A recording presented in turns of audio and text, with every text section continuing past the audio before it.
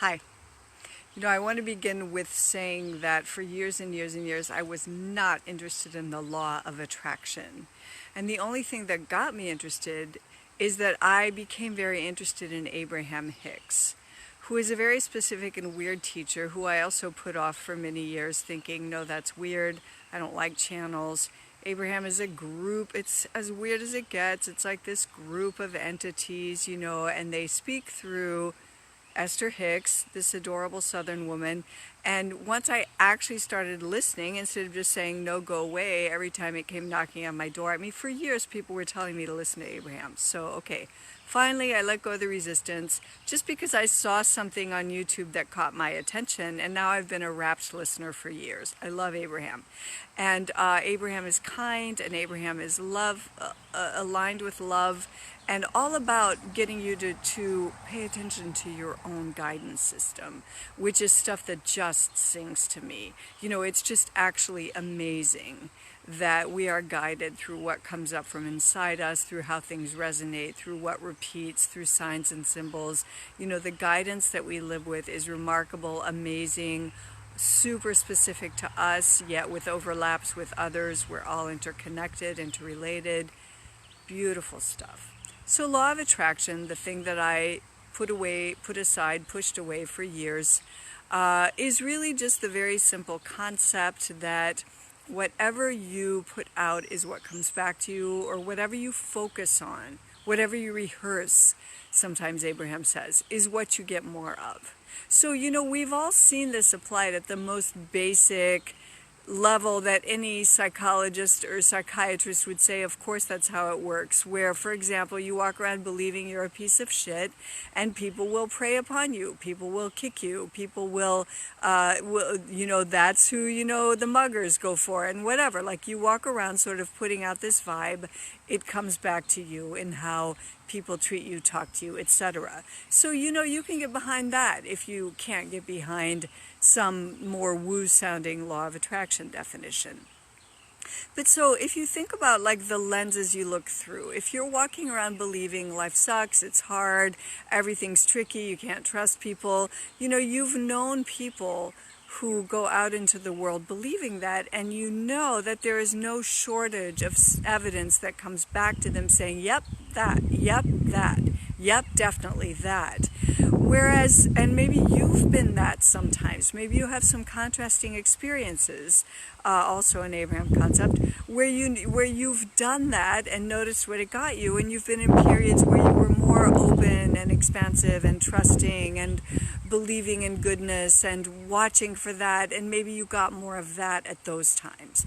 But so that's really all it is. Like, whatever you're rehearsing, whatever lenses you're constantly picking up, well, life is going to show you stuff through those lenses. And if my focus is all about what's bad and wrong and not okay and scary and unsafe, well then sure, life has tons of stuff out there that's going to match that and call to me. So the idea of matching is important with law of attraction.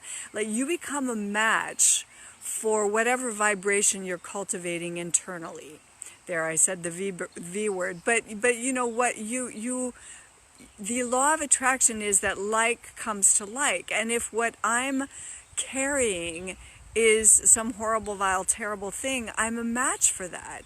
And so I'm more likely to encounter or to make much of or to get tripped up by all the vile stuff that's genuinely out there, like we're not just making that up. Let's apply that to couples, which is the whole reason I got on here and what I already wrote above this little post. So this is just a great, easy thing that's really helpful, that's really effective. When you are walking around, noticing, thinking about, agonizing over, just making much of, telling the story of, narrating inside yourself, expanding every time it happens, when your focus is on what's wrong with your partner, what's irritating, what they don't do or what they do, or whatever the irritant is, if your focus is on some irritant about your partner, you become a match for that. You're actually calling forth more of that. another simple way to say the law of attraction is what you focus on expands. But I like to think in terms of the microscope, that whatever you put under the microscope and you stick your eyeball up to the eyepiece and you look in there, it's going to fill your whole field of vision. So if you put under the microscope some vile, horrible, terrible, misery-making thing, and you stick your eye there and you gaze into that and you stay there, try that on acid, well, that's what you're going to get, and maybe in Technicolor, but you will keep getting it and you will keep seeing it, because whatever's under the microscope fills your field of vision.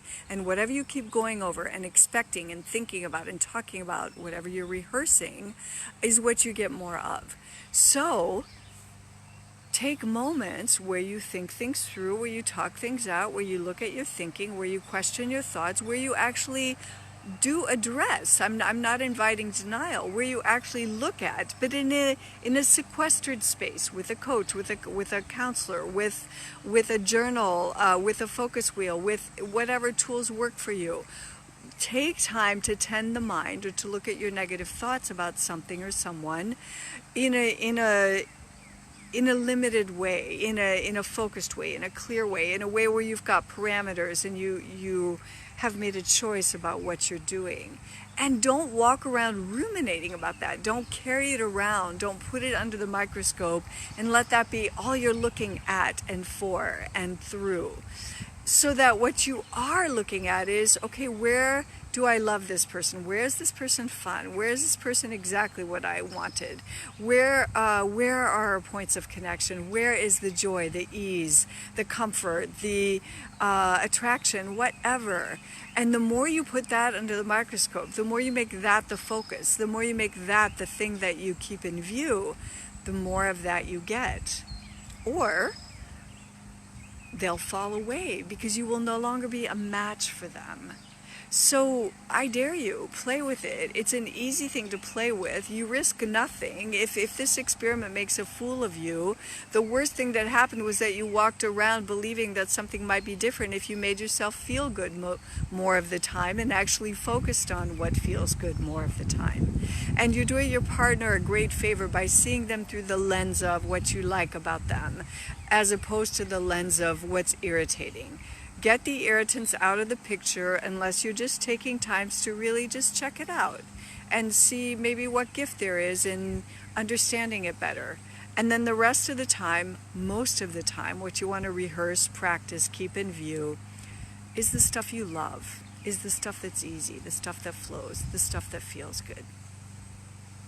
Try it. I dare you.